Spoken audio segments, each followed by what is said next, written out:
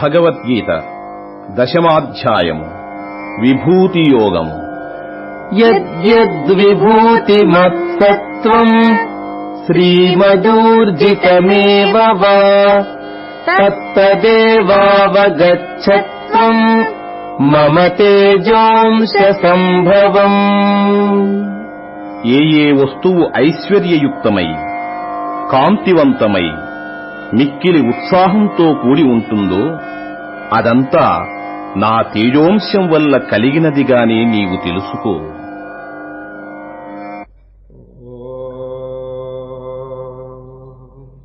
ఇప్పుడు భగవద్గీతలో ప్రవేశిస్తాం. ఈరోజు విభూతి యోగం 10వ అధ్యాయం. విభూతి అంటే అర్థం చెప్తున్నాను, ఐశ్వర్యం, సంపద. అది భగవంతుని యొక్క సంపద ఎక్కడున్నది? అది బ్రహ్మాండమంతా వారి యొక్క విభూతి అండి. కానీ ఆ బ్రహ్మాండమంతా ఒక్కసారి చింతన చేయాలంటే ఎవరికైనా సాధ్యపడుతుందా? అందుచేత అర్జునుడు గారు ప్రశ్న అడుగుతారండి. కేషు కేషు చ భావేషు చింత్యోసి భగవన్మయా విస్తరేణాత్మనో యోగం విభూతించ జనార్దన భూయ కథయ తృప్తిరి శృణ్వతో నాస్తి మే మృతం. కృష్ణ, ఈ అనంతమైనటువంటి విభూతులు, మీ ఐశ్వర్యం అంతటా వ్యాపించున్నది కదా బ్రహ్మాండం అంతా, నేను ఎట్లా ధ్యానం చేసేది? కేషు కేషు, ఏదో కొన్ని చెప్పండి ముఖ్యమైనవి. దేనిలో మీరు ఎక్కువ ప్రభావంతో ఉన్నారో కొన్ని వస్తువులు చెప్పండి, దాన్ని నేను చక్కగా ధ్యానం చేసుకుంటాను అని అర్జునుడైన ప్రశ్నకి ఈ సమాధానం చెప్తున్నారు. విభూతి భగవంతుని యొక్క ఐశ్వర్యం, భగవంతుని యొక్క సంపద ఎక్కడెక్కడ ఇంపార్టెంట్ ప్లేసెస్, ఇంపార్టెంట్ వస్తువులలో ఉన్నదో చెప్తున్నారన్నది. అంతటా భగవత్ స్వరూపం వ్యాపించున్నది. కానీ ధ్యానం చేయటానికి, ఏదో ఉపాసనకి కొన్ని వస్తువులు ముఖ్యంగా ఉండటం చాలా మంచిది. వాటి మీద కాన్సన్ట్రేషన్ చక్కగా కుదురుతుందండి. అన్నిటి మీద ఏకాగ్రత ఎక్కడ కుదురుతుందండి? జస్ట్ ఫర్ బిగినర్స్ చాలా కష్టం అండి. ఈ అధ్యాయం అందువల్ల విభూతి అంటే ఐశ్వర్యం అండి, భగవంతుని యొక్క సంపద. ఈ అధ్యాయంలో మొట్టమొదట శ్రీకృష్ణ పరమాత్మ ఒక శ్లోకం, అద్భుతమైనటువంటి శ్లోకం. భూయ ఏవ మహాబాహో శృణు మే పరమం వచః యత్తేహం ప్రీయమాణాయ వక్ష్యామి హితకామ్యయ. అర్జున, ప్రియమాణాయ, నేను చెప్తున్న వాక్యములు వింటుంటే మీరు పరమానందం పొందుతున్నారు. ఇక్కడ చూడండి, ఎటువంటి గురువు ఎటువంటి శిష్యుడు, ఈ కాంబినేషన్ చాలా అరుదండి. అనేక మంది గురువులు దొరకచ్చు, అనేక మంది శిష్యులు దొరకచ్చు. అర్హత కలిగినటువంటి గురువు, అర్హత కలిగినటువంటి శిష్యుడు అనగా qualified master and qualified aspirant, వీరి యొక్క combination it is very very rare. అది చాలా అరుదండి. అది అక్కడ శుకులు వారు పరీక్షణ్ మహారాజు చేరారండి. ఎక్కడ? ఒక చోట భాగవతం చేసిందండి వారిద్దరి యొక్క కాంబినేషన్ వల్ల. శుకులు వార కేవలం అనుభూతి కలిగినటువంటి మహానుభావుడు. పరీక్షిత్తు తీవ్ర వైరాగ్యం. చూడండి, 7 రోజులే వారికి లైఫ్. అది 7 రోజుల్లో తక్షకుడనే పాము వచ్చి వారిని కరిచేస్తుందండి. అటువంటి పరిస్థితిలో ఉన్నారు. రాజ్యం వదిలాడు, భోగాలు వదిలి అన్ని వదిలేసినాడు. ఎవరు? పరీక్షిత్. మోస్ట్ క్వాలిఫైడ్, వైరాగ్యంగా వారు, అనుభవం కలిగిన వారు. వారిద్దరి యొక్క కాంబినేషన్ వల్ల మన పంట పండిందండి మధ్యలో. భాగవతం అనేటువంటి మహోన్నతమైనటువంటి గ్రంథరాజ్యం మనకి లభించిందండి. అట్లాగే ఉదయం చూడండి, గురువైన వారు వశిష్ఠులు వారు, యోగ వాసిష్టం జరుగుతున్నదే వశిష్ఠ గీత. గురువైన వారు వశిష్ఠులు, శిష్యుడైన వారు శ్రీరామచంద్రుడు. 16 ఏళ్ల వయసులో ఉన్నారండి, చిన్న వయస్సు, బాల్యం. వారిద్దరి యొక్క కాంబినేషన్ వల్ల యోగ వాసిష్టం అనే 32,000 శ్లోకములతో కూడిన అద్భుత గ్రంథం లోకానికి లభించిందండి. అట్లాగే శ్రీకృష్ణ పరమాత్మ యొక్క అర్జునుడి యొక్క వారి యొక్క కలయిక చేత భగవద్గీత మనకి లభించింది. మన పుణ్యం పండింది అనమాట. అది ఇప్పుడు శ్రీకృష్ణ పరమాత్మ మొదట్లో చెప్తున్నారు. ఈ పదానికి అర్థం చూడండి, భూయ అని వాడారండి. ఒక పదం ప్రయోగం చేసినారు ఎవరు? శ్రీకృష్ణ పరమాత్మ. భూయ అంటే ఏమిటి చెప్పండి సంస్కృతంలో? ఎగైన్, తిరిగి. అర్జున, మీకు అనేక ధర్మాలు ఇంతవరకు చెప్పినాను, I'm repeating the same thing again అంటున్నారు. తిరిగి వాటిని చెప్తున్నాను. చూడండి, సాహిత్యంలో చెప్పింది మళ్ళా చెప్పకూడదు, కానీ ఈ ఆధ్యాత్మిక క్షేత్రంలో గురువైన వారు చెప్పింది మరల చెప్తుంటే శిష్యుని యొక్క హృదయంలో చక్కగా ప్రవేశిస్తుందండి. అందుచేత ఆ అర్జునులకు మరల చెప్పిన విషయాలే మరల చెప్తున్నారండి వారు. అందుచేత భూయ అనే ప్రయోగం చేశారు. భూయ ఏవ మహాబాహో శృణు మే పరమం వచః యత్తేహం ప్రీయమాణాయ వక్ష్యామి హితకామ్యయ. అర్థమైందండి? గురువైన వారు ఎంత ఆనందపడుతున్నారో చూడండి. నాయనా, నీకు తిరిగి చెప్తున్నాను, ఏమండి ఎవరైనా మరల చెప్పాలంటే కొంచెం బాధపడవచ్చు, కానీ శ్రీకృష్ణ పరమాత్మ అట్లా అనుకోవటం లేదు. ఎందుకంటే ప్రియమానాయ, వీరు చెప్పిన వాక్యములు వింటుంటే వారికి పరమానందం కలుగుతున్నదండి. ప్రియమానాయ భూయ ఏవ మహాబాహో శృణుమే పరమం వచ యత్తేహం ప్రియమానాయ వక్ష్యామి హితకామ్యయ. గురువు గారు భూయ అని వాడారు కదండి, ప్రయోగం చేశారు కదా. శిష్యుడు కూడా ఇదే పదం ప్రయోగం చేస్తారండి. ఎవరు? అర్జునుడు. భూయ ఏవ భూయ కథయ, అది కృష్ణ మళ్ళా చెప్పండి నాకు అని వారు అడుగుతున్నారండి. భూయ కథయ తృప్తిరిహి శృణ్వతో నాస్తి మే మృతం. మీ అమృతమును తాగుతుంటే నాకు ఏమి సాటిస్ఫాక్షన్ లేదు, ఇంకా తాగాలనేటువంటి భావన కలుగుతున్నది అంటున్నారు. చూడండి, శిష్యుడు భూయ అని ప్రయోగించినారు, గురువు భూయ అని. భూయ అంటే తిరిగి చెప్పండి, మళ్ళీ చెప్పండి. ఇటువంటి భావన ఎవరికి ఉంటుందండి? సోమరిగా ఉండే శిష్యుడికి ఉండదండి ఈ భావన. ఏదో ఒకసారి చెప్పారు వెళ్ళిపోదామనేటువంటి భావన సోమరికి ఉంటుంది, బద్ధకం కలిగిన వారికి. వీరట్లా కాదు, అర్జునుడు బాగా అభ్యాసం చేయాలి, మరల వినవలను, మరల జ్ఞాపకం పెట్టుకోవాలనేటువంటి భావన వారికి ఉందండి. శిష్యుని యొక్క లక్షణం ఏమిటి తెలుసండి? 2 శక్తులు ఉండాలండి, గ్రహణ శక్తి, ధారణాశక్తి. గురువు చెప్పింది చక్కగా గ్రహించటం, ఆ గ్రహించిన దాన్ని చక్కగా మననం చేయడానికి తగినటువంటి జ్ఞాపక శక్తి ఉండటం. ధారణాశక్తి అంటే మొదట్లో వినటం, తర్వాత అనుభవించటం, జీర్ణం చేసుకోవటం, ఎసిమిలేషన్ అంటారు. ఆహారం కేవలం తిన్నందువల్ల కాదండి, జీర్ణం కావాలి, అది రక్తనాళముల్లో ప్రవేశించాలి. అదేవిధంగా గురువు దగ్గర మొదట్లో వినవలను, ఆ వినదాన్ని మననం, నిధిధ్యాసనం చేయవలను శిష్యుడైనటువంటి వారు. ఇప్పుడు అర్జునుడు సరి అయినటువంటి అర్హత కలిగిన వారు కాబట్టి శ్రీకృష్ణ పరమాత్మ పదే వారికి చెప్తున్నారండి. భూయ ఏవ మహాబాహో శృణుమే పరమం వచః యత్తేహం ప్రియమానాయ వక్ష్యామి హితకామ్యయ.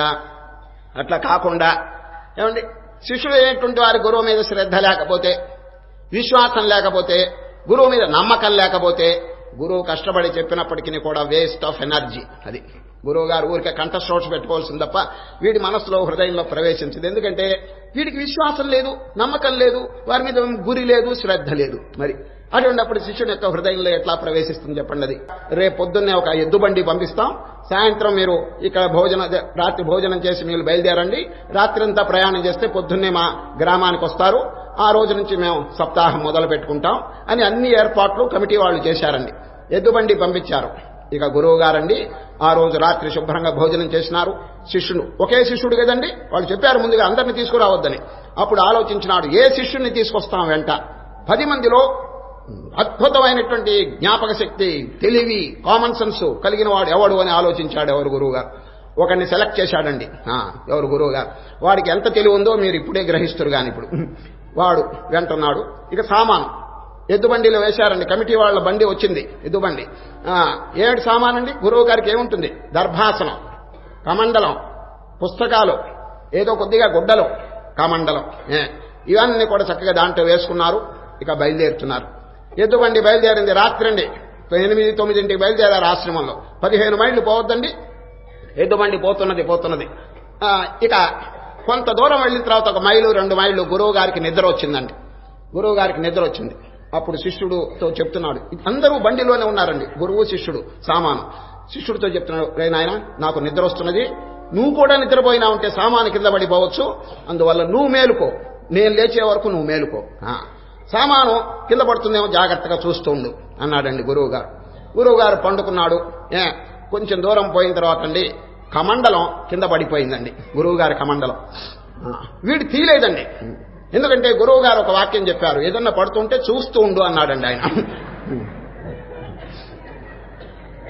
వీడు దాన్నే చూస్తున్నాడండి, ఎందుకంటే గురువు ఆజ్ఞ పాలించద్దు మరి, దాన్నే చూస్తున్నాడు. దాదాపు 1 అర మైలు పోయిందండి. గురువు గారు లేచాడు. ఎవరా నాయన ఏమన్నా కింద పడిందా? శుభ్రంగా పడింది అన్నాడు. ఏం పడింది? మీ కమండలం పడి. తీసేవాలని మీరు చెప్తే కదండి, మీరు ఊరికే ఏదన్నా పడుతున్నావో చూస్తుండమంటే ఇప్పటికీ చూస్తూనే ఉన్నాను నేను, అక్కడ ఉంది, 1 అర మైలు దూరంలో ఉంది అన్నాడు. 10 మందిలో సెలక్షన్ చేసి నేను వీడిని తెచ్చుకున్నానే, ఇంత మాత్రం కామన్ సెన్స్ లేదా? చూస్తుండమంటే తీయమని అర్థం. సరే అట్లాగేనండి అన్నాడండి. మరలా పండుకున్నాడు గురువు గారు. బండి పోతున్నదండి. కొంత దూరం పోయిన తర్వాత అండి ఎద్దు పేడ వేసిందండి. ఇక చూడండి, ఈ శిష్యుడు ఏది పడితే తీయమన్నాడు కదండి, ఆ పేడంతా తీసి బండిలో పారేస్తున్నాడండి వాడు. ఆ బండిలో కూడా చోటు లేదండి, అన్ని సామాను పుస్తకాలు పెట్టింది. గురువు గారు ముక్కు దగ్గర కొద్దిగా చోటు ఉందండి, అక్కడ తెచ్చి వేసేస్తున్నాడు వీడు. చూడండి, గురువు ఆజ్ఞ తప్పకుండా నెరవేరుస్తున్నాడండి వాడు. కొంత దూరం అయిన తర్వాత వాసన భరించలేక గురువు గారు లేచాడు. ఏమిట్రా పేడ పేడ? తమరి ఆజ్ఞ అన్నాడు. ఏది పడుతుందో తీయమన్నారు మీరు. చెప్పకుండా తీశాను, పడింది, అది పేడ కింద పడింది, తీశానన్నాడు. రామరామ, వీటితో చస్తున్నాను నేను, ఇంత మాత్రం తెలియలేదురా, ఏది తీయవలనో ఏది తీయకూడదు అంత మాత్రం నీకు కామన్ సెన్స్ లేదే అన్నాడండి. అప్పుడు గురువు గారికి ఒళ్ళు మండింది, శిష్యుడి గారికి కోపం వచ్చిందండి. ఏమండి గురువు గారు, మొదట్లో కమండలం చూస్తుండమన్నారు, చూస్తున్నాను, అది తీయలేదు. తర్వాత ఏం చెప్పారు? కింద పడ్డది తీయమన్నారు, నేను తీసివేశాను. దానికి చివాట్లు, దానికి రెండిటికి చివాట్లు పెడితే ఎట్లా చెప్పండి? ఇక ఈ గొడవంతా నాకొద్దు, ఏది పడితే తీయవలనో ఏది పడితే తీయకూడదో ఒక లిస్ట్ ఇవ్వండి అన్నాడండి వాడు. ఒక లిస్ట్.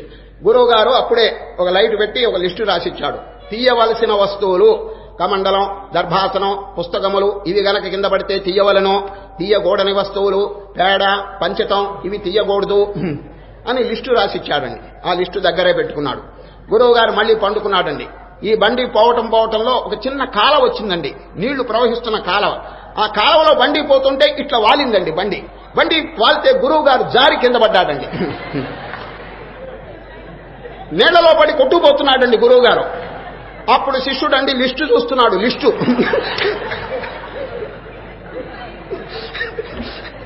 గురువు గారు కింద పడితే తీయవచ్చునా లేదా? దాంట్లో లేదండి, లిస్టులో లేడు. అప్పుడు దండం పెట్టి తస్మై శ్రీ గురవే నమః అనేశాడు. ఏమండి, ఇటువంటి శిష్యులుంటే గురువు గారికి ఎంత బాధ చెప్పండి. పాపం అవస్థ పడుతున్నాడండి. ఇక్కడ ఇప్పుడు భగవద్గీతలో ఉన్నటువంటి గురు శిష్యులండి, ఆహా ఎటువంటి ఆదర్శమైనటువంటి వారో చూడండి. భూయేవ మహాబాహో శృణు మే పరమం వచః యత్తేహం ప్రీయమానాయ వక్ష్యామి హితకామ్యయా. ఇక శ్రీకృష్ణ పరమాత్మ ఎటువంటి అద్భుతమైన బోధ చేస్తున్నారో వినండి. ఇప్పుడు అహం, ఓ అర్జున, నేను ఒక చోట ఉండేవాడిని కాదు అంటున్నారని. సర్వస్య ప్రభవో మత్త సర్వం ప్రవర్తతే ఇది మత్వా భజంతే మాం బుధా భావ సమన్విత. ఈ మాల దృష్టాంతం మొన్న చెప్పినారు కదండి. ఈ మాలలో దారం ఎక్కడున్నది చెప్పండి? ఒక చోట లేదండి, పరిమితంగా లేదు, ఆల్ పర్వేడింగ్, పుష్పములన్నిట్లో కూడా వ్యాపించున్నది. ఈ కరెంట్ ఎక్కడున్నా చెప్పండి? ఒక బల్బులో ఉందా? లేదు, అన్ని బల్బుల్లో కూడా వ్యాపించున్నది. అదేవిధంగా చరాచర ప్రాణికోట్లలో కూడా నేను వ్యాపించున్నాను అనేటువంటి వాక్యం చెప్తున్నారనేది. అహం సర్వస్య ప్రభవో, ఈ జగత్తునకంతటి ఐ ఆమ్ ది ఆరిజిన్. ప్రభవం అంటే ఆరిజిన్, అంటే మూలం. ఇప్పుడు చెట్టును గూర్చి అందరూ వర్ణిస్తున్నారా? కొమ్మలు పెద్దవి, ఆకులు పెద్దవి, ఇవన్నీ వర్ణిస్తున్నారు. కానీ వేరును గూర్చి ఎవరైనా వర్ణిస్తున్నారా? అది కనిపించదు. చూసారా, వేరు కనిపించదు. కానీ దీనికి ఆధారం ఏమిటంటే వేరు. అది చెట్టు యొక్క పండ్లు, ఆకులు, కొమ్మలు వర్ణిస్తున్నారే కానీ వేరును గూర్చి ఎందుకు వర్ణించట్లేదు? కనిపించటం లేదు కాబట్టి. తెలివిగల వారు దేన్ని వర్ణిస్తారు? రూట్. అది ఈ చెట్టుకి ఏది ఆధారం అనేటువంటిది ముఖ్యంగా ఆలోచిస్తారు. ఈ ప్రపంచాన్ని గురించి అందరూ వర్ణిస్తున్నారు, పెద్ద పెద్ద స్తోత్రాలు చేస్తున్నారు. But what is the cause of the universe? అది ఈ బ్రహ్మాండమునికి ఏది మూలం అనేటువంటిది విచారించాలా లేదా చెప్పండి? మహనీయులు దాని గురించి విచారిస్తున్నారు. ఇప్పుడు శ్రీకృష్ణ పరమాత్మ అది చెప్తున్నారు. అహం సత్ చిత్ ఆనందం. అది కనుక ఆధారంగా లేకపోతే నామరూపాలు నిలవండి. సినిమాలో చూడండి, ఆ తెరగుడ్డ కనుక తెల్లది లేకపోతే ఈ బొమ్మలు నిలుస్తాయా? ఎట్లా కనిపిస్తాయి చెప్పండి? ఆ బొమ్మలకి ఆధారభూతమైనటువంటి తెరగుడ్డను ఎవరు దాని గురించి చింతనే చేయరు. ఈ రూపాలు బాగున్నాయి, నామాలు బాగున్నాయి, ఆకారాలు బాగున్నాయి, దీని గురించి వర్ణిస్తున్నారు కానీ but what is the cause for it? ఈ బొమ్మలన్నీ దేని వల్ల కనిపిస్తున్నాయి? ఆధారభూతమైనటువంటి వెనక ఆ గొడ్డ ఉన్నదండి. అదేవిధంగా సత్ చిత్ ఆనందం, ఎగ్జిస్టెన్స్, నాలెడ్జ్, బ్లిస్ అనేటువంటి సచ్చిదానందం కనుక లేకపోతే ఈ నామరూపాత్మకమైనటువంటి జగత్తుకి ఏమి అసలు నిలవటానికి ఆధారం లేదండి. అది అనే శ్రీకృష్ణ పరమాత్మ ఈరోజు చెప్తున్నారు. అహం సర్వస్య ప్రభవో మత్తః సర్వం ప్రవర్తతే. నా నుండి జగత్తంతా ఆవిర్భవిస్తున్నది. ఉపనిషత్తుల్లో ఏం చెప్పారు? ఆత్మన ఆకాశ సంభూత, ఆకాశాద్వాయు, వాయోరగ్ని, అగ్నేరాప, అద్య పృథివీ. అది అక్కడి నుంచి మొదలు పెడుతుందండి. ఆ సత్స్వరూపం లేకపోతే అసలు ఈ జగత్తే ఉండదండి. అందుచేత నేను ఈ జగత్తునకంతటికి ప్రభవ. అహం సర్వస్య ప్రభవో మత్తః సర్వం ప్రవర్తతే ఇది మత్వా భజంతే మాం. ఈ రహస్యం తెలుసుకున్నటువంటి మహనీయులు ఏం చేస్తారంటే బుధా భావ సమన్విత. అది ఎప్పుడు అవకాశం దొరికితే అప్పుడు ధ్యానం చేస్తుంటారు శాశ్వతమైనటువంటి వస్తువును. అహం సర్వస్య ప్రభవో మత్త సర్వం ప్రవర్తతే ఇతి మత్వా, ఈ రహస్యం తెలుసుకుని భజంతే మాం బుధా భావ సమన్విత, అది చక్కగా నన్ను గురించి చింతన చేస్తున్నారు. ఏ విధంగా? భావ సమన్విత. ఊరికే నోటితో ఉచ్చరించడం కాదు, భావం కూడా కలుస్తున్నది వారికి. అది ఏదైనా మంత్రం జపం చేసేటప్పుడు కానీ ధ్యానం చేసేటప్పుడు కానీ అర్థం కూడా తెలుసుకోవాలని నేను పదే పదే మీకు చెప్తున్నాను. ఏ జపమైనా అర్థం ఓం నమ శివాయ, ఏమిటి దాని అర్థం? ఆ పరమశివునికి నమస్కారం. ఓం నమో నారాయణాయ, దాని అర్థం తెలుసుకోండి, ఆ నారాయణ స్వరూపునికి నమః, నమస్కారం. ఈ భావన కనుక దాంట్లో కలిస్తే అద్భుతమైనటువంటి పరిణామాలు కలుగుతాయండి. అట్లా కాకుండా ఊరికే నోటితో ఉచ్చరిస్తే కొంత పుణ్యం వస్తుంది కానీ ఏమండి ఆ భావం మనసులో లేనందువల్ల గొప్ప ఫలితం కలగదండి, సామాన్యమైనటువంటి పుణ్యం లభిస్తున్నది. భావం కూడా ఉండాలని భావ సమన్విత అంటున్నారు. ఇది సార్ ఆ పరమాత్మ యొక్క స్వరూపం అండి చక్కగా బోధిస్తున్నారు. ఇప్పుడు ఒక చోట ఉండేవారు కాదండి, అణువులో కూడా. ఏమండి పాలలో వెన్న ఎక్కడ ఉంటుంది? మొన్న చెప్పాను కదా దృష్టాంతం, పాలలో వెన్న ఒక చోటు ఉంటుందండి, లేదు, పాలంతైనా వ్యాపించింది. అదేవిధంగా ఈ ఆకాశం ఎక్కడున్నా చెప్పండి, ఒక చోటు ఉన్నదా ఆకాశం? ఈ స్థూలమైనటువంటి ఆకాశమే ఇంత ఆల్పర్వేడింగ్గా ఉన్నప్పుడు ఏమండి దీనికంటే సూక్ష్మమైన ఇంకో ఆకాశం ఉందండి, దాని పేరేమని చెప్పండి? చిత్తాకాశం. ఇది భూతాకాశం. దీనికంటే మోస్ట్ సటిల్ మహాసూక్ష్మమైందండి మెంటల్ అట్మాస్ఫియర్, చిత్తాకాశం. దానికంటే మహాసూక్ష్మమైంది చిదాకాశం. చిత్ అంటే ప్రజ్ఞ, కేవలం ప్రజ్ఞతో కూడినటువంటి ఆకాశం. నోబడీ కెన్ ఎక్స్ప్లెయిన్ ఇట్, దాన్ని ఎవ్వరు కూడా వర్ణన చేయలేరు, దాని గురించి ఏమీ చెప్పలేరు, అనుభవించవలసిందే అది. సరే, ప్రతి వారి యొక్క హృదయంలో ఉన్నటువంటి దేదీప్యమానమైన ఆత్మజ్యోతి అది అనుభవానికి సంబంధించిందే కానీ నోటితో ఎక్స్ప్లెనేషన్కి లేదు. ఒకవేళ చెప్పాలంటే మౌనం వ్యాఖ్య అంతే, ఫినిష్. మౌనమే ది వాయిస్ ఆఫ్ సైలెన్స్ అంటారండి. The voice of silence, silence also has some voice అంటాడు. సైలెన్స్ అంటే మౌనం. ఆ మౌనంతోనే ఒక భాష, దాని పేరు హృదయ భాష. హృదయ భాష అండి. భగవంతునితో ఏ భాషలో మాట్లాడాలో తెలుసండి, నోటి భాష కాదండి, ఇదంతా లాంగ్వేజ్, నోటి భాష. అది హృదయ భాష. ఉయ్యాల్లో పండుకుని ఏడ్చాడండి వాడు, ఏడ్చాడు. వెంటనే తల్లి వెళ్లి పాలు ఇచ్చిందండి. ఏ భాషలో మాట్లాడాడు వాడు చెప్పండి? వాడు నాకు పాలు ఇయ్యి అమ్మా అని వాడు కేక వేసినట్లు అయిందండి. ఒట్టి ఏడుపే. ఆ ఒట్టి ఏడుపులో ఎంత అర్థం ఉన్నది తల్లి అప్పుడే గ్రహించింది, వాడికి పాలు కావాలని చెప్పి. చూచారా? అది హృదయ భాష అండి. నోటితో ఏవి చెప్పకపోయినప్పటికీ వాడు అప్పుడే అందరికీ భాష బోధిస్తున్నాడని అర్థం అనమాట. హృదయ భాష. ఇప్పుడు ఇంకో దృష్టాంతం, కుక్కకి అన్నం పెట్టండి. కుక్కకి అన్నం పెడితే దానికి నోరు తెరిచి ఏం మాట్లాడదు కానీ తోక ఆడిస్తుందండి. తోక ఆడిస్తుందంటే ఏంటి? ఆహాహా అన్నదాత సుఖీ భవ అని అంటుందండి అది తోకతో. అది తోకతో మాట్లాడుతున్నది అనమాట. అది ఒక ఆశ్రమానికండి, ఇక్కడ ఆంధ్రప్రదేశ్లో ఉన్న ఒక ఆశ్రమానికి, దాంట్లో ఒక గురువు గారు ఉన్నారు. ఉత్తరప్రదేశ్ నుంచి ఒక సాధువు గారు వచ్చాడండి, ఉత్తరప్రదేశ్ నుంచి. ఈ ఆశ్రమంలో ఉండే గురువు గారికి వారికి సంభాషణ మొదలుపెట్టింది. ఉత్తరప్రదేశ్ అంటే అంత హిందీ అండి, అసలు తెలుగు లేదేమి లేదు, అంత హిందీ భాష. ఈ గురువు గారికి కూడా హిందీ వచ్చండి. వారు ఆ సాధువు గారు ఇద్దరు సంభాషణ చేసుకుంటూ ఉంటే ఈ ఉత్తరప్రదేశ్ సాధువు గారు ఒక ప్రశ్న అడిగాడు గురువు గారిని.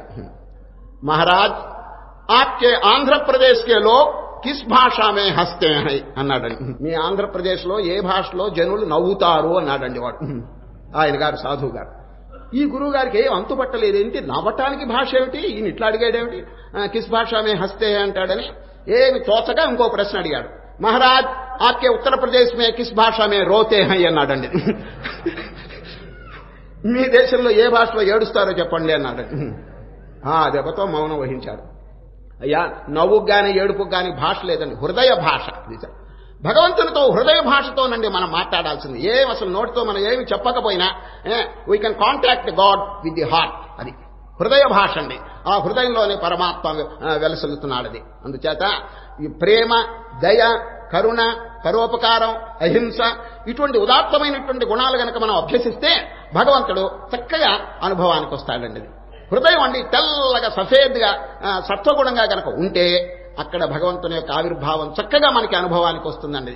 కానీ జన్లుకట్ల లేదే, కఠోరం, రాజసికం, తామసికం, కామ, క్రోధ, లోభ ఇటువంటి దరిద్రమైనటువంటి గుణాలన్నీ ఇక్కడ చేర్చుకుంటే ఆ కఠినమైనటువంటి దాంట్లో దుమ్మున్నటువంటి అద్దం ఏ ప్రకారంగా కనిపించదో భగవంతుని యొక్క అనుభవం కలగనే కలగదండి. అది సరే, అందుచేత చక్కని శ్లోకం చెప్తున్నారు ఈరోజు. అహం సర్వస్య ప్రభవో మత్తః సర్వం ప్రవర్తతే ఇది మత్వా భజంతే మాం బుధా భావ సమన్వితా. భగవంతుని యొక్క సర్వవ్యాపకత్వాన్ని గురించి చక్కగా ప్రబోధం చేసినారు. నేను లేని చోట్లేదు, సర్వత్రా అణువులో కూడా నేను వ్యాపించున్నాను. I am the cause of the whole world. అది ఈ ప్రపంచానికంతటికి నేను ఆధారభూతమైనటువంటి వాడిని. ఆ విధంగా గనక విషయం తెలుసుకుంటే ఒకరి మీద ద్వేషం ఎట్లా కలుగుతుంది చెప్పండి? అంతటా ఇప్పుడు రేపు అధ్యాయం ఏమిటి తెలుసండి వచ్చేది? విశ్వరూప సందర్శన యోగం. విశ్వరూపం భగవంతుని యొక్క స్వరూపం ఒక చోట లేదండి, విశ్వమంతైను వ్యాపించున్నది. అనేక బాహూదర వక్త్ర నేత్రం. ఓ కృష్ణ, నీ చేతులు నీ కాళ్ళు ఇక్కడ కాదు, ఒక చోట కాదు, అంతటా వ్యాపించున్నాయి అని అర్జునుడు చక్కగా స్తోత్రం చేస్తారు. మరి అటువంటిప్పుడు ఒక ప్రాణిని హింస చేశారంటే ఎవరిని హింస చేసినట్టు? ప్రాణినా భగవంతున్నా చెప్పండి? అది దేవుడికి అపచారం చేసినట్టండి. ప్రజలకు కనుక అపకారం చేస్తే భగవంతునికి అపచారం చేసినట్టే. ఎందుకంటే అంతటా విశ్వమంతైన కూడా ఆ మహాశక్తి వ్యాపించున్నది కాబట్టి. అది అహం సర్వస్య ప్రభవో. అది ప్రతి పదార్థములకు ఆధారభూతంగా నేనున్నాను. మత్తః సర్వం ప్రవర్తతే ఇది మత్వా భజంతే మాం బుధా భావ సమన్వితా. ఇక చూడండి, ఇంకా కొన్ని సాధనలు చెప్తారు ఇక్కడ.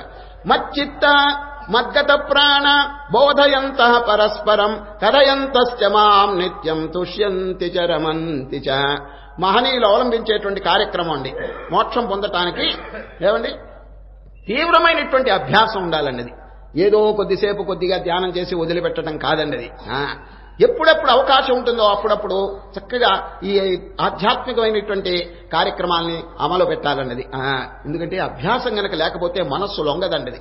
అనేక జన్మల్లో కూడగట్టుకున్నటువంటి పాడు వాసనలు, దుర్వాసనలు, దుస్సంస్కారములు, దురలవాట్లు, దురభ్యాసములు ఇవన్నీ కూడా జితించున్నటువంటి మనస్సును ఒక పర్యాయం జయించాలంటే ఇట్స్ నాట్ ఎ జోక్. అది ఇట్ టేక్ సమ్ టైం. అది మనం రెగ్యులర్గా అది కనుకనే శ్రీకృష్ణ పరమాత్మ రెగ్యులారిటీ కీపప్ చేయడానికి ఈ శ్లోకం చెప్పారండి. మచ్చిత్త అది వారి మనస్సు నాయందే ఉంచుతారు. చూడండి, మహనీయులు ఇటువంటి పరిగెత్తనీయకుండా మనస్సును నాయందే ఉంచుతారు. మచ్చిత్త మద్గత ప్రాణ బోధయంత పరస్పరం కథయంతశ్చ మాం నిత్యం తుష్యంతి చ రమంతి చ. అది అయితే ఈ సాధనలన్నీ ఎప్పుడు చేయవలను అనే ప్రశ్న వస్తుందండి. ఏమండి, కొందరు అనుకుంటారు ఏదో వ్యవహారం అంతా పూర్తయిన తర్వాత, చివరికి ముసలితనంలో రిటైర్ అయిన తర్వాత, అన్ని గొడవలు తీర్చిన తర్వాత, పిల్లలందరికీ పెళ్లిళ్ళు అయిన తర్వాత అప్పుడు నేను భగవంతుని ధ్యానం చేస్తానని కొందరు అనుకుంటారు. భగవద్గీతలో అట్లా చెప్పలేదండి. అది ఎందుకంటే నెక్స్ట్ మూమెంట్లో ఏ యాక్సిడెంట్, ఏ ట్రాజెడీ, ఏ ప్రమాదం జరుగుతుందో ఎవరికైనా తెలుసునండి. పేపర్ చదువుతున్నారు కదా, ఎన్నెన్ని మహాప్రమాదాలు, ఏం జరుగుతుందో తెలియదు. కాబట్టి ది సోనర్ ది బెటర్. అది ఎంత శీఘ్రంగా భగవంతుని పొందటానికి మనం ప్రయత్నం చేస్తే అంత మంచిదండి. అది ఒక మహనీయుడు ప్రార్థన చేస్తాడు చూడండి. దేవ త్వదీయ పద పంకజ పంజరాంతమద్యైవ మే విశతు. ఓ దేవా, నీ పాదపద్మముల మీద నా మనస్సు ఇప్పుడే ఉంచుగాక.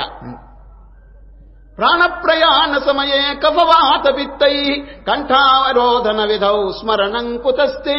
అది అంత్యకాలంలో కఫవాతములు పడితే నిన్ను ఎట్లా స్మరణ చేసేది? ఇప్పుడు మంచి ఆరోగ్యంగా ఉంది, ఇప్పుడే నిన్ను ధ్యానం చేయుగాక. ఎంత చక్కని వాక్యం చూడండి. మళ్ళీ చెప్తున్నాను. దేవ త్వదీయ పద పంకజ పంజరాంతమద్యైవ మే విశతు మానస రాజహంస ప్రాణప్రయాణ సమయే కఫవాత పిత్తై కంఠావరోధన విధౌ స్మరణం కుతస్తే. అందుచేత ఎంత శీఘ్రంగా మానవుడు ఆ భగవత్ చింతన చేసుకుంటే అంత మంచిదండి. పుణ్యం అనేటువంటి ధనం ఎంత శీఘ్రంగా ఆర్జించుకుంటే అంత మంచిదది. అయితే శ్రీకృష్ణ పరమాత్మ ఒక వాక్యం చెప్పారు మొన్న 8వ అధ్యాయంలో. అంత్యకాలం ఏ స్మరణ ఉంటుందో రాబోయే జన్మ దాని మీద ఆధారపడి ఉంటుందని ఒక వాక్యం చెప్పారు కదండి. యం యం వాపి స్మరన్ భావం త్యజత్యంతే కలేబరం తం తమేవైతి కౌంతేయ సదా తద్భావ భావితః. మరి కొందరు అట్లా అనుకుంటారు, ఏమండి ఆ అంత్యకాలంలో నేను భగవంతుని స్మరణ చేస్తాను, మంచి రాబోయే జన్మ చాలా అద్భుతంగా వస్తుందని కొందరు అనుకోవచ్చు. కానీ ఒక ప్రశ్న, అంత్యకాలం అనేది తెలుసునా ఎవరికైనా చెప్పండి? Is there any guarantee of life చెప్పండి?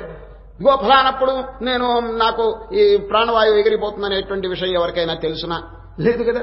మరి తెలియనప్పుడు శ్రీకృష్ణ పరమాత్మ ఏం చెప్పారు తెలుసండి? తస్మాత్ సర్వేషు కాలేషు మాం మనుస్మరయుధ్య చ. ఎల్ల కాలమునందు ఇప్పుడు ఆరోగ్యంగా ఉంది, go on begin at once. అది ఇటువంటి టైంలోనే తస్మాత్ సర్వేషు కాలేషు, జీవితంలో బాల్యము, యవనము, ఈ అన్ని కాలములు కూడా భగవచ్చింతనికి వాడుకోండి అన్నారని. తస్మాత్ సర్వేషు కాలేషు మా మనుస్మరయుధ్య చ. శ్రీకృష్ణ పరమాత్మ అభ్యాసం చేయమంటున్నారండి. మచ్చిత్త, వారు చెప్పిన అభ్యాసం వినండి.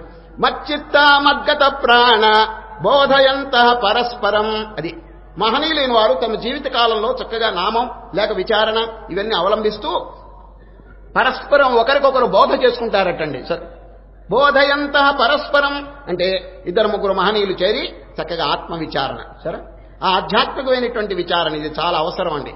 ఇప్పుడు మీ ఫ్యామిలీలో కూడా అందరూ కొంచెం చక్కగా ఆధ్యాత్మిక ప్రవృత్తి కనుక కలిగి ఉంటే తీరిగ్గా ఉన్నప్పుడు అందరూ కూర్చుని ఏదైనా ఒక గ్రంథం చక్కగా విచారణ చేయొచ్చండి. భగవద్గీత గాని ఉపనిషత్తులు గాని ఏదైనా ఒక చక్కని ఒక గ్రంథం విచారణ చేసుకుంటే చాలా మంచిదండి. బోధయంతః పరస్పరం. చూడండి, ఎవరైనా ఇద్దరు ముగ్గురు చేస్తే ఒట్టి లోకాభిరామాయణం, టైం అంతా వృధా అయిపోతున్నదండి. కాలక్షేపం అంటారు. కాలక్షేపం అంటే అండి క్షిప్ క్షిప్ అంటే టు త్రో, కాలాన్ని ఊరికి తోచవతలు పారేస్తున్నారు. They are wasting that time అని పెద్దలు చెప్తున్నారు. కాబట్టి ఏదో కొంచెం పుణ్యం అనే ధనం ఆర్జించడానికి సాధన చేయాలండి. ఆ సాధన యొక్క వివరం శ్రీకృష్ణ పరమాత్మ కూడా చెప్తున్నారు. మచ్చిత్త, చిత్తం అంటే మనస్సు, బయటికి పరిగెత్తేటువంటి మనస్సుని వీరు నెమ్మదిగా లోపలికి తీసుకొస్తున్నారు. అంతర్ముఖం. మత్ అంటే ఏమిటి? పరమాత్మ యందు పరిగెత్తేటువంటి మనస్సును నెమ్మదిగా లోపలికి తీసుకొస్తున్నారు. మచ్చిత్త మద్గత ప్రాణ బోధయంతః పరస్పరం. పరస్పరం ఒకరికొకరు ఇటువంటి బోధలే చేసుకుంటున్నారు. టైం వేస్ట్ చేయటం లేదండి. సరే, సద్వినియోగం చేసుకుంటున్నారు. కనుక ఏ టైంలో ఏ ప్రమాదం వస్తుందో ఎవరికి తెలియదు కదండి. అందుచేత ఎప్పుడు కూడా వారు జాగ్రత్తగా ఉంటారు. ఇప్పుడు చూడండి, ఒక పల్లెటూరు వాడు ట్రైన్ ఎప్పుడు వస్తుందో వాడికి తెలియదండి. పల్లెటూరు వాడు షెడ్యూల్ టైం, వాడికి ఏమి రైల్వే గైడ్ ఏమీ లేదు. అప్పుడు వాడు ఏం చేస్తాడు చెప్పండి? పల్లెటూరు వాడు టైం తెలియదు. తెలిసిన వాళ్ళేమో గైడ్ చూసి కరెక్ట్ గా టైం ప్రకారం పోతారు. పల్లెటూరు వాళ్ళకి తెలియదు కాబట్టి వాడు ఏం చేస్తాడంటే ముందుగానే వెళ్లి ప్లాట్ఫారం మీద కూర్చుంటాడు. చూచారు, వాడు సిద్ధపడతాడండి ప్రయాణానికి. రైలు గారు మీరు ఎప్పుడైనా రాండి, ఐఆమ్ రెడీ అంటాడండి వాడు. ఆ విధంగా యమధర్మరాజు ఎప్పుడు వస్తాడో ఎవరికి తెలియదు కదండి. కనుక దానికోసం సిద్ధపడాలండి. అది వీ హ్యావ్ టు ఫేస్ యమ. అది ధర్మమును బాగా ఆచరిస్తే ఇంకా యమునితో సంబంధం ఏమిటండి? అది భగవద్గీతను కొంచెం అధ్యయనం చేసినా యమునితో సంబంధం లేదని చెప్పి శంకరాచార్యులు గారు చెప్పలేదు. భగవద్గీత కించిదధీత గంగాజలలవకణికాపీత సకృతపియేన మురారి సమర్చ తస్య కరోతి యమోపి న చర్చాం భజ గోవిందం భజ గోవిందం. యమోపిన చర్చాం. ఆ యముని యొక్క చర్చే ఉండదు ఎవరికి, ఇటువంటి పుణ్యాత్ములకి, ఆ గీతాది గ్రంథములను అధ్యయనం చేసేటువంటి వారికి. కనుక ఏ టైం ఏ ప్రమాదం వస్తుందో ఎవరికి తెలియదు. కాబట్టి శీఘ్రంగా దానికి ఉపక్రమించండి అని చెప్పి శ్రీకృష్ణ పరమాత్మ ప్రబోధం చేస్తున్నారు. మహాత్ముల యొక్క కార్యక్రమం ఇట్లా ఉంటుందండి. అది ఒక సెకండ్, ఒక నిమిషం కూడా వాళ్ళు వృధా చేయకుండా బోధయంతః పరస్పరం పరిగెత్తేటువంటి మనస్సును నెమ్మదిగా లోపలికి ఉపసంహరించుకుంటారు. దీని పేరు ప్రత్యాహారం. అష్టాంగ యోగం అని చెప్పి 8 సాధనలు ఉన్నాయండి మన శాస్త్రంలో. దాని పేరు రాజయోగం అంటారు, అష్టాంగ యోగం. దానిలో ఒక సాధన ఏమిటి తెలుసండి? ప్రత్యాహారం, withdrawal of the senses from the outer world. అదండి దానికి అర్థం. ఈ మనస్సు ఎప్పుడు ఇంద్రియములు ఎప్పుడు బహిర్ముఖంగా ప్రవర్తిస్తుంటాయో వాటికి చక్కగా బోధించి అంతర్ముఖంగా తీసుకురావాలి. అయితే ఒక ప్రశ్న ఇక్కడ ఉదయిస్తుంది. ఏమిటంటే, కొందరు అడుగుతున్నారు, ఏమండి మనస్సును బయట నుంచి లోపలికి తీసుకొచ్చి ఆత్మలో స్థాపించమని చెప్తున్నారు కదా, గీతలో కూడా చెప్పారు. ఆత్మ సంస్థం మనఃకృత్వా నకించిదపి చింతయే. ఆ మనస్సును లోపల ఆత్మయందు స్థాపించి ఇతరమైన బాహ్య దృశ్యములు ఏమి చింతన చేయవద్దు అని శ్రీకృష్ణ పరమాత్మ 6వ అధ్యాయంలో చెప్పారు. దానికి కొందరు ఏమంటున్నారంటే, ఏమండి అక్కడ మాకు రుచి లేకపోతే కదా ఇక్కడికి మళ్ళీ రావాల్సింది. మాకు తింటే తాగితే విషయములు అనుభవిస్తే పరమానందంగా ఉన్నది. అక్కడి నుంచి మనస్సును ఇక్కడికి ఎందుకు తేవాలి? మేము సుఖం అనుభవిస్తున్నాం. We are enjoying happiness they are in the outer world. Why should we withdraw అని చెప్పి వాళ్ళు ఎదురు తిరుగుతున్నారండి కొందరు. మాకు ఇదే ప్రశ్న అండి అమెరికాలో వివేకానంద స్వామిని, అక్కడ వివేకానంద స్వామి బోధ చేస్తుంటే అమెరికాలో ఒక ఆయన లేచాడండి సభలో. ఏమన్నారు తెలుసండి? ఏమండి మీ ఉపన్యాసం ఇంగ్లీష్లో చెప్పినారండి. మాకు ఈ బాహ్య విషయంలో సుఖం కలుగుతున్నది, మీరేమో అంతర్ముఖం చేయమని చెప్తున్నారు. మనసు ఎందుకు చేయవలను? మాకు ఇక్కడ ఏమైనా దుఃఖం కలిగి ఏదైనా బాధ కలిగితే కదా మేము ఇక్కడ దీన్ని లోపలికి తీసుకొచ్చి ఆత్మయందు స్థాపించాలి. మాకు చాలా సుఖం కలుగుతున్నదని చెప్తే వివేకానంద స్వామి దానికి అంగీకరించారు. నాయన, యు ఆర్ ఎంజాయింగ్ హ్యాపీనెస్, మీ సుఖం ఎటువంటిదో నేను చెప్తాను వినండి అని ఏం దృష్టాంతం చెప్పినారు తెలుసండి? ఒక ఇంట్లో అన్నం కుండలో, ఒక బీదవాడండి కుండలో అన్నం వండుకున్నాడటండి. అన్నం వండుకుని మూత పెట్టకుండా ఎక్కడికో వెళ్లిపోయినట్ట తలుపు తెరిచి ఒక కుక్క లోపలికి ప్రవేశించిందటండి. లోపలికి ప్రవేశించి అన్నపు కుండలో మూతి పెట్టిందట. పెట్టగానే ఎవరైనా వచ్చి కొడతారేమో అని ఇటు మళ్ళా వెనక్కి తిరిగిందటండి. మళ్ళా మూతి పెట్టి మళ్ళా ఎవరైనా కొడతారేమో అని మళ్ళా వెనక్కి తిరిగిందట. దానికి ఎంత సుఖం ఉంటుందో మీరే చెప్పండి అన్నాడండి వివేకానంద స్వామి. అన్నం తింటల్లో సుఖం ఉన్నది కాని దానికి నిరంతర భయం. చూచారు, నిరంతర భయంతో కూడినటువంటి ఆ కుక్కకి ఏమైనా ఆనందం ఉన్నదా చెప్పండి? అది ఎవడైనా ఈ పగల కొడతాడేమో అని ఇటు అటు చూడటంలోనే సరిపోయిందండి అది. అదేవిధంగా అనేక భయములతో కూడినటువంటి సంసారంలో మానవుడికి కాన్సన్ట్రేషన్ ఎక్కడ, వాడి ఏ విధమైనటువంటి ఆనందం వాడు అనుభవిస్తాడని వివేకానంద నిలదీసి ప్రశ్న చేశారండి అక్కడ. ప్రపంచంలో భోగం, భోగం అంటే చాలా గొప్పది అని చెప్పి అందరూ అనుకుంటున్నారు. శాస్త్రం ఏం చెప్పింది తెలుసండి? భోగే రోగ భయం. భోగాలు అనుభవించచ్చు హాయిగా అని చెప్పి అనుకుంటే రోగం తగులుతుందేమో భయం ఉందండి అక్కడ కదండి. భోగములు చాలా మంది ఇంకా గొప్పగా అనుభవిస్తారండి, కానీ రోగ భయం వల్ల కొంచెం తగ్గిస్తున్నారండి అది. భోగే రోగ భయం కులే చ్యుతి భయం విత్తే నృపాలాద్భయం. అది అన్ని భయంతో కూడినటువంటి ఈ ప్రపంచంలో అని ఒక మహనీయుడు చక్కగా వర్ణించాడండి. ఇది వినండి. భోగే రోగ భయం కులే చ్యుతి భయం విత్తే నృపాలాద్భయం. విత్తే డబ్బు సంపాదిస్తే ఆనందంగా ఉంటుంది అనుకుంటే నృపాలుడు అంటే రాజుగారు ట్యాక్సులు వేస్తూ ఉంటాడండి. ఇది ప్రభుత్వం వారు. అది చూస్తే పెద్ద భయం అండి. ఇప్పుడు చూడండి, బీదవాడికున్న సుఖం ధనవంతుడికి లేదండి. చూరా, ఎందుకంటే ఈ ట్యాక్సులన్నీ పెరిగిపోయేప్పటికీ చీకాకైపోతున్నది వారి యొక్క మనస్సు. ధనవంతుడు పుడితే ట్యాక్సు, చస్తే ట్యాక్సు, ఇట్లా ఉన్నదన్నది. కనుక నృపాలాద్భయం మానే దైన్య భయం బలే రిపు భయం. బలంగా ఉన్నదని చెప్పి ఆనందపడుతుంటే ఈ బలానికంటే మించిన బలం ఎవరికైనా ఉంటుందేమో, కుస్తీలో నన్ను పడగొడతాడేమో అని అదొక భయం అటండి. భలే రిపు భయం రూపే జరాయా భయం. రూపం, ఆహా ఐఎమ్ బ్యూటిఫుల్, నేను మంచి సౌందర్యం కలవారని ఎవరైనా అనుకుంటే ముసలితనంలో ఈ సౌందర్యం ఎక్కడుంది అని మళ్ళా భయం అటండి. ముసలుడైపోతే ఇంకా సౌందర్యం ఏమిటండి? జరాయా భయం శాస్త్రే వాద భయం గుణే కల భయం కాయే కృతాంతాద్భయం సర్వం వస్తు భయాన్వితం భువి నృణాం వైరాగ్యమేవా అభయం. ఒక్క వైరాగ్యంలో ఉన్న ఆనందం దీంట్లో లేదంటారండి శాస్త్రకారుడు. చూచారు, కనుక నిరంతర భయంతో కూడుకున్న దాంట్లో ఎక్కడండి వాడికి పూర్ణమైనటువంటి సుఖం? ఏమో ప్రపంచ విషయాలు అన్నిటికంటే గొప్ప అని చెప్పి అంటారే గాని అనుభవానికి వచ్చేటప్పుడు అండి అందరికీ తెలుస్తుంది, ఒకరు చెప్పవలసిన పని లేదండి. అందుకనే ముసలివాడు అయిన తర్వాత ఈ అనుభవాలన్నీ పొందిన తర్వాత ఆఖరికి దారికి వస్తాడు. ప్లీజ్ డిఫైన్ ది వరల్డ్ అని చెప్పి ఎవరినైనా అడిగితే ఓ హ్యాపీనెస్ హ్యాపీనెస్ అంటారు. అయ్యా ప్రపంచాన్ని వర్ణించమంటే ఆనందమయం ఆనందమయం అంటారు. కృష్ణుడు ఏం చెప్పారు తెలుస్తుంది? కృష్ణుడు ఎవరు చెప్పండి? సర్వజ్ఞుడు, సర్వశక్తిమంతుడు, ఆమ్నిపొటెంట్ అండ్ ఆమ్నిషియంట్ అవతారం. అటువంటి వారి ముఖత ఏ వాక్యం వచ్చింది తెలుసండి? మాముపేత్య పునర్జన్మ దుఃఖాలయం. ఫినిష్. దుఃఖాలయమ శాశ్వతం. 8వ అధ్యాయంలో శ్రీకృష్ణ పరమాత్మ ఈ ప్రపంచం ఎటువంటిది? దుఃఖమునకు ఆలయం అని ఇస్తున్నారు. ఏమండి, వారు ఎప్పుడైనా అసత్యం చెప్తారా? అన్నిటి యొక్క అనుభవం వారికి తెలుసును. ప్రపంచంలో సుఖం లేదని చెప్పవద్దు, సుఖం ఉన్నది, కానీ పార్ట్ అండ్ పార్సిల్, ఏదో కొద్దిగా ఉన్నది. దుఃఖం ఎక్కువగా ఉంది, తాపత్రయం, గొడవలు, చీకాకు, చింత, ఇది వరీస్, యాంగ్జైటీస్, ఇవన్నీ ఎక్కువగా ఉన్నాయి. కాబట్టి ఆ వాక్యం అన్నారండి, ఇది దుఃఖమునకు ఆలయం. సుఖమునకు ఆలయం ఏమిటి చెప్పండి? ఆ ఆత్మస్వరూపం. రాత్రి నిద్రలో కంటిన్యూస్ హ్యాపీనెస్ ఎక్కడి నుంచి వస్తున్నది? ఈ ఆత్మలో నుంచే వస్తున్నది. అది కనుక దాన్ని అనుభవించడానికి కొంచెం ప్రయత్నం చేయండి అని శ్రీకృష్ణ పరమాత్మ చక్కగా నొక్కి చెప్పి ఇది దుఃఖాలయం అశాశ్వతం అనే 2 విశేషంతో క్యాన్సిల్ చేసి పారేశారండి. దుఃఖాలయం, దుఃఖమునకి ఇది ఆలయం, అశాశ్వతం. నిన్న 9వ అధ్యాయంలో ఏం చెప్పారు తెలుసండి? మాముపేత్య దుఃఖాలయం అని చెప్పి అక్కడ చెప్పినారు. నిన్న అధ్యాయంలో కూడా ఇదే ప్రస్తావన వచ్చిందండి.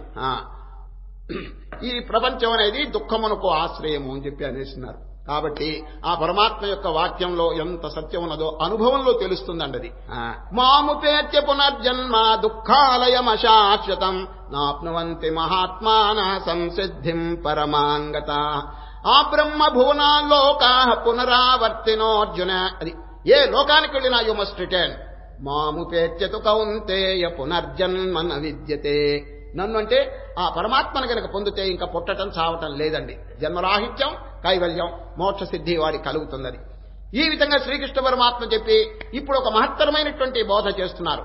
ఏమిటంటే చాలా మందికి ఒక సంశయం కలుగుతున్నదండి. సరే ఏమండి, ఏదో మీరు మిమ్మల్ని ధ్యానం చేస్తాం, మరి మా యొక్క యోగక్షేమాలు మాకు ఇతరమైనటువంటి అవసరాలు చాలా ఉన్నాయి కదా, అవన్నీ మీరు కాపాడతానని చెప్పినారు కదా. మరి ఈ ఆత్మజ్ఞానం పొందటానికి భక్తి చాలా అవసరం అని చెప్పి ప్రబోధం చేస్తున్నారు. ఏమండి, జ్ఞానం చేతనే మోక్షం వస్తుందని చెప్పి కొన్ని శాస్త్రములు చెప్తున్నాయి. మేము ఇప్పుడు ఏమి అవలంబించాలని చెప్పి కొందరు అడుగుతుంటే శ్రీకృష్ణ పరమాత్మ, నాయన మీరు ముందు భక్తి మార్గమును చక్కగా ఆశ్రయించండి, ఆ భక్తి చేత మీకు ఆత్మజ్ఞానం కలుగుతుంది. నేను సిద్ధంగా ఉంటాను, మీ హృదయాన్ని పరీక్షిస్తుంటాను. మీ యొక్క హృదయం ఎప్పుడు అర్హత కలిగి ఉంటుందో, భక్తిలో కర్మ మార్గంలో ఆరితేరుంటుందో, నేను మీకు కావలసిన ఆత్మవిచారణ అనేటువంటి జ్యోతిని నేను వెలిగిస్తాను అంటాడు. చూడండి, ఆత్మజ్ఞానం అనేది దీపంగా వర్ణిస్తున్నారన్నది. తేషాం సతతయుక్తానాం భజతాం ప్రీతిపూర్వకం. ఎవరు ప్రీతిపూర్వకంగా నన్ను చింతన చేస్తున్నారో నేను జాగ్రత్తగా చూస్తుంటాను. దదామి, అది వారికి కావలసినటువంటి ఆత్మజ్ఞానం నేను సప్లై చేస్తాను. అది ఏనాటికైనా జ్ఞానం చేత మోక్షం అండి. కానీ ఆ జ్ఞానం అనేది ఎవరికి కలుగుతుంది? భక్త్యా జ్ఞానం ప్రజాయతే. అది ఆ భక్తి చేత ఈ జ్ఞానం కలుగుతుందని శ్రీకృష్ణ పరమాత్మ, నాయన మీరు భక్తి మార్గంలోనే చక్కగా ప్రవేశించండి, బాగా చింతన ధ్యానం ఇవన్నీ చేసుకోండి. ఒక టైం వచ్చినప్పుడు మీ హృదయం పరిపక్వమైనప్పుడు నేను ఆత్మజ్ఞానం మీకు ఇస్తాను అని చెప్తున్నాడు. తేషాం సతతయుక్తానాం భజతాం ప్రీతిపూర్వకం దదామి. నేను మీకు ఇస్తాను. దదామంటే ఐ షాల్ గివ్, తప్పకుండా మీకు ఇస్తాను. ఏది? ఆత్మజ్ఞానం. ఆ ఆత్మజ్ఞానం అందరికీ మొదట్లో కుదరదండి. భగవంతుడెవరో, ఆత్మేమిటో అనాత్మేమిటో అంత సరిగా తెలియదు. ఎవరికి తెలుస్తుంది? ఈ భక్తిలో కొంచెం ప్రవేశం కలిగిన వారికి భగవంతుడే అటువంటి డిస్క్రిమినేటింగ్ పవర్. అది బుద్ధియోగం అన్నారండి. బుద్ధియోగం అంటే ఏది రియల్ అన్రియల్ అనేటువంటిది మొదట్లో తెలియదండి. ఆ పరమాత్మ యొక్క అనుగ్రహం చేత అది తెలుస్తుంది. ఆ అనుగ్రహం ఎట్లా వస్తుంది? భక్తి చేత వస్తుంది. మీకు బాగా అర్థమైందండి. కొందరు ఈ ప్రశ్న అడుగుతారండి, ఏమండి మేమేదో విగ్రహాన్ని పూజ చేస్తున్నాం, దేవాలయంలో ఏదో పటాన్ని పూజ చేస్తున్నాం, మాకు ఈ ఆత్మజ్ఞానం ఎట్లా కలుగుతుంది అని అడిగిన వారందరికీ సమాధానం అండి, నాయన ఫాలో ఇట్, తప్పకుండా ఆ విధంగానే చేయండి. ఇంట్లో గాని గుళ్ళో గాని ఎక్కడైనా పూజలు ధ్యానం ఇవన్నీ చేయండి. I shall be waiting for the time, for the opportunity. మీ హృదయం ఎప్పుడు పరిపక్వం అవుతుందో, మీకు భక్తిలో ఎప్పుడు ప్రావీణ్యం కలుగుతుందో నేను బాగా గమనిస్తూ ఉంటాను.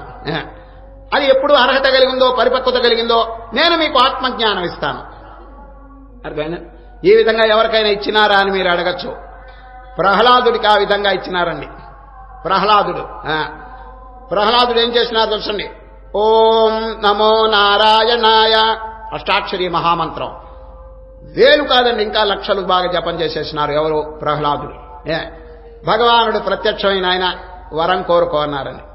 ప్రహ్లాదుడు నాకేం వరములు వద్దు, ఈ ప్రాపంచిక వస్తువులు నాకు వద్దు, నీ పాద కమల సేవయు అన్నాడండి. ఎవరు? ప్రహ్లాదుడు. అట్లా కాదయ్యా ఏదైనా వరం కోరుకోని మళ్ళీ అడిగినారు. అప్పుడు ప్రహ్లాదుడు వరం కోసం ఆలోచిస్తున్నాడు. ఏం వరం? మహనీయులండి తుచ్చమైనటువంటి హీనమైన వస్తువులు కోరరండి. బ్రహ్మాండమంలో which is most precious, which is most valuable అనేటువంటి ప్రశ్న వేసుకున్నారు ఎవరు? ప్రహ్లాదుడు. ఎందుకంటే అవకాశం దొరికింది కాబట్టి. చిన్న చిన్న వస్తువులు ఎవరైనా అడుగుతారండి.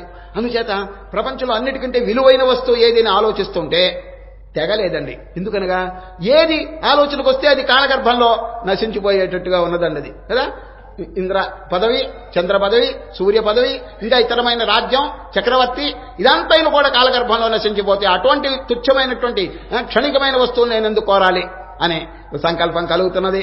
ఏమి తెగలేదు. వెంటనే విష్ణువారు, నాయనా త్వరగా అడుగు, అంతర్ధానమైపోతున్నాను అన్నారండి విష్ణువు. రామరామ, ఇక్కడేమో తెగలేదు, వస్తువు ఏది మంచి వస్తువు ఏమి స్ఫురణకి రాలేదు. ఈ విధంగా ఆలోచిస్తుంటే సెకండ్ వార్నింగ్ వచ్చిందండి భగవంతుడు. నాయన త్వరగా చెప్పుని, వరం కోరుకోమని. అప్పుడు ప్రహ్లాదులో ఒక వాక్యం చెప్పాడు. నారాయణ, థర్డ్ వార్నింగ్ ఎప్పుడు ఇప్పించుకోకూడదు అని ఏం చెప్పారంటే, ఓ మహాత్మా, ప్రపంచంలో అన్నిటికంటే విలువైన వస్తువు ఏదో నాకు అర్థం కావటం లేదు, మీరే ఆలోచించి నాకు ఇవ్వండి అన్నాడండి. ఎంత చక్కగా చెప్పాడు చూడు. భగవానుడు తెలియంది ఏమిటండి? అన్నీ తెలుసును. అన్నిటికంటే విలువైన వస్తువు ఏదో భగవద్గీతలో చెప్పారు. నహి జ్ఞానేన సదృశం, అది ఆత్మజ్ఞానమునకు మించినటువంటి వస్తువు ముల్లోకముల్లో కూడా లేదని చెప్పి గీతలో చెప్పినారు. కాబట్టి ఆ వస్తువు వీరికి అనుగ్రహిస్తారండి శ్రీకృష్ణ పరమాత్మ. అది విష్ణు భగవానుడు నీకు ఆత్మజ్ఞానం కలుగుగాక అనేస్తారండి. అది అన్నిటికంటే గొప్పదండి. అది ఎప్పుడు హృదయంలో కలిగిందో ఆత్మవిచారణ, ఇమ్మీడియట్ గా వారి యొక్క స్వరూపం బయటపడుతుందండి. నేను అహం బ్రహ్మాస్మి, నేను ఈ జడమైనటువంటి శరీరం కాదు, దీనికి సాక్షిగా ఉన్నటువంటి చైతన్యం, అదేనండి మోక్షం. ఇక వాడు అనుభవించే ఆనందం నిజంగా వండర్ఫుల్. అది అందుచేత రాజ్యం ఇచ్చినా కూడా వద్దనేస్తాడు. I don't care for the kingdom అనేస్తాడు. ఎప్పుడు ఆ స్థితిలో ఆ ఆనంద మహాసాగరం, ఆ బ్రహ్మానంద సముద్రంలో ఉన్నటువంటి మహనీయులు ఏమండి ఈ బయట ఉండేటువంటి వస్తువులను ఎప్పుడైనా కోరుతుంటారా? అది జీవిత లక్ష్యం. జీవితం ఎందుకొరకు వచ్చిందంటే to realize the happiness within ourselves. అది ఒక అఖండమైనటువంటి ఆనందం మనకున్నది, అది నిద్రలో అప్పుడప్పుడు వ్యక్తం అవుతూ ఉంటుందండి. అదే మేలుకుని అనుభవించాలండి. ఏమండి ఎంత ఆనందకరంగా ఉంటుంది జీవితం. అసలు ఎందుకొరకండి? హ్యాపీనెస్, అంతే కదా. కష్టపడి ఏదో బాక్యమైనటువంటి వస్తువులు సంపాదిస్తే ఎంత హ్యాపీనెస్ ఉన్నది అక్కడ చెప్పండి, ఎంత సుఖం ఉన్నది. అది ఏదో క్షణికం, ఒక గంట అరగంట ఇంతేనండి, మించలేదు. కంటిన్యూస్ హ్యాపీనెస్ లేదండి. అది మళ్ళా దుఃఖములు వచ్చి వాడిని ఆవరిస్తున్నాయి. మహాత్ములండి కనుకనే Shankaracharya who is the richest man in the world, ప్రపంచంలో అందరికంటే ధనవంతుడెవరని శంకరాచార్యని అడిగితే కౌపీనవంత ఖలు భాగ్యవంత, అది ఏకాంతంలో పరమాత్మను ఆశ్రయించిన వారు he's the richest man in the world అన్నారు. నిజంగా అందుకనే పూర్వకాలం మహారాజులు కూడా సాష్టాంగ నమస్కారం చేసి ఆ ఋషీశ్వరుని సేవ చేసినటువంటి ఘట్టాలు చాలా ఉన్నాయండి. అది ఎందుకు వచ్చిందంత ప్రామినెన్స్ చెప్పండి? ఇది హీఈస్ ఎంజాయింగ్ ఎటర్నల్ హ్యాపీనెస్. అది he got liberation, he got perfection. అది అందుకొరకండి మన జీవితం ఏర్పడింది. శ్రీకృష్ణ పరమాత్మ ఆయన అటువంటి ఆత్మజ్ఞానం పొందండి, నేను ఇస్తాను మీకు, go and prepare your self. అది మీ హృదయాన్ని పరిపక్వం చేసుకోండి, పరిశుద్ధం చేసుకోండి, నేను ఆత్మజ్ఞానాన్ని మీకు ఇస్తానని చెప్పేసి ఇప్పుడే భగవద్గీతలో చెప్పి దీపం వెలిగిస్తానంటున్నారు. దీపం అనేటువంటి పదం ప్రయోగించినారు. తేషామేవ అనుకంపార్థం అహమజ్ఞానజం తమః నాశయామ్యాత్మభావస్థో జ్ఞానదీపేన భాస్వత. భాస్వత అంటే ప్రకాశమైన జ్ఞానదీపం నేను వెలిగిస్తానన్నారు. ఏ విధంగా అద్భుతమైనటువంటి బోధలు చేస్తుంటే అర్జునుడు గారు నమస్కారం చేశారు. మహాత్మా, ఆహా ఎంత అద్భుతమైనటువంటి విషయాలు చెప్పినారు. ఇప్పుడు నాకు ఒక అభిలాష ఉన్నది. ఏమిటంటే మీరు ప్రధానంగా ఏ ఏ వస్తువులో ప్రకాశిస్తున్నారో కొంచెం దయచేసి సెలవివ్వండి. బ్రహ్మాండమంతా మీరు వ్యాపించినారని చెప్పారు మీరు, మంచిదే. ఎట్లా నాకు ఆ కాన్సన్ట్రేషన్ ఎట్లా నిలుస్తుంది? కాబట్టి కొన్ని పర్టిక్యులర్ ప్లేసెస్, అది కొన్ని ముఖ్యమైనటువంటి వస్తువులు చెప్పండి. కేషు కేషు చ భావేషు చింత్యోసి భగవన్మయ విస్తరేణాత్మనో యోగం విభూతించ జనార్దన భూయ కథయ తృప్తిరి శృణ్వతో నాస్తి మే అమృతం.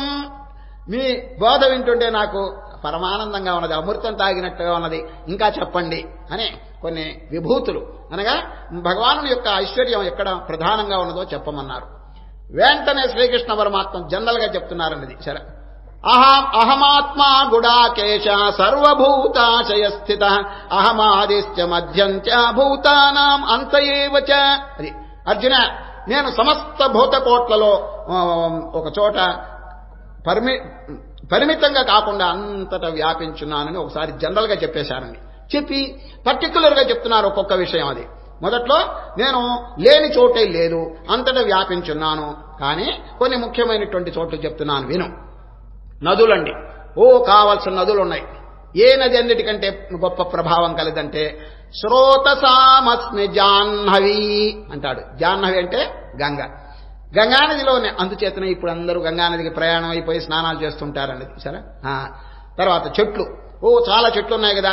ఏ చెట్టులో ఎక్కువ ప్రభావంతో ఉంటారంటే రావి చెట్టు అని చెప్పారండి. అశ్వత్థ సర్వవృక్షాణం. అది ఇప్పుడు ఎక్కడైనా రావి చెట్టు కనిపిస్తే ప్రదక్షిణం చేస్తారండి కదండి. ఏదైనా రావి చెట్టు కనిపిస్తే ప్రదక్షిణం. ఏమంటే కుంకుడి చెట్టుకి ఎవరైనా తిరుగుతారా చెప్పండి? లేదండి. ఆ రావి చెట్టులో నేనున్నాను గీతలో చెప్పారు. అది అశ్వత్థ సర్వవృక్షాణం. అది ఈ మధ్య ఒక పుస్తకం ఏదో చదువుతుంటే నేను, ఒక మహనీయుడు గొప్ప రచయిత రాసినటువంటి భగవద్గీత విషయం చదువుతుంటే దానిలో ఒక వాక్యం వచ్చిందండి. ఏమిటంటే భగవద్గీత వ్రాసినది కృష్ణుడు, భగవద్గీత చెప్పినది కృష్ణుడు, భగవద్గీత విన్నది కృష్ణుడు అని దాంట్లో ఒక వాక్యం. వారు రాసిన వారు చాలా గొప్పవారండి. ఏంటి ఇట్లా రాసినారు అని చెప్పి నాకు ఆలోచనలో పడ్డానండి. అర్థమైంది. వారు ఏమిటి చెప్పారు? చెప్పింది, వ్రాసింది, విన్నది భగవద్గీత కృష్ణుడే. ఎట్లా సాధ్యపడుతుందండి? చెప్పింది కృష్ణుడేని అందరికీ తెలుసు. ఏమండి, విన్నది ఎవరు చెప్పండి? విన్నది ఎవరు? అర్జునుడు కదా. అర్జునుడు కృష్ణుడు ఎట్లా అవుతాడని నేను ఆలోచన వస్తే ఈ అధ్యాయంలో మనకి అథారిటీ దొరికిందండి. ఈ విభూతి యోగంలో భగవానుడు ఏం చెప్తారో తెలుసండి. పాండవానాం ధనంజయ. ఓ అర్జున, పంచపాండవుల్లో అర్జునుడును నేను అంటారు చూడండి. అప్పుడు ఏమైంది తెలుసండి? Arjuna is equal to Krishna అయిపోలా మ్యాథమెటికల్ గా చెప్పండి. పాండవానాం ధనంజయ, పంచపాండవుల్లో అర్జునుడు నేను అని చెప్పి అంటారండి. దీన్ని బట్టి విన్నవాడు అర్జునుడు అయినప్పటికీ సాక్షాత్ కృష్ణ పరమాత్మ యొక్క స్వరూపమేనండి. మరి వ్రాసిన వారు ఎవరండి? వేదవ్యాసుడు. భగవద్గీత వ్రాసింది వ్యాసుడు. వ్యాసుడు కృష్ణుడు ఎట్లా అవుతారండి? ఈ అధ్యాయంలోనే మనకి అథారిటీ ప్రమాణం ఉందండి. ఏమిటి తెలుసిన? మునీనామప్యహం వ్యాస. అర్జున, మునులందరిలో వ్యాసమునీంద్రుడు నేను అన్నాడండి. Therefore Vyasa is equal to Krishna. ఈ విధంగా రాసిన వారండి కరెక్ట్ గా రాశారండి. చెప్పిన వారు, విన్నవారు, వ్రాసిన వారు ముగ్గురు కూడా కృష్ణ స్వరూపులు.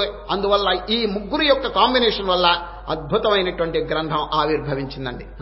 అందుచేత భగవద్గీతకి ఇంత మహత్తండి. విన్నవారు అర్జునుడు, రాసిన వారు అందరూ కూడా కృష్ణ స్వరూపులేనండి. ఈ అధ్యాయంలో మనకి ప్రమాణం దొరికిందండి. పాండవానాం ధనంజయ అన్నారు. పంచపాండవులో అర్జునుడు నేను, మునులలో వేదవ్యాసుడు నేను. ఇవన్నీ కూడా ఈ విభూతి యోగంలో మనకి లభిస్తాయండి ఈ ప్రమాణాలని. ఏపోతే ప్రపంచంలో విద్యలు, అనేకమైన విద్యలు ఉన్నాయండి.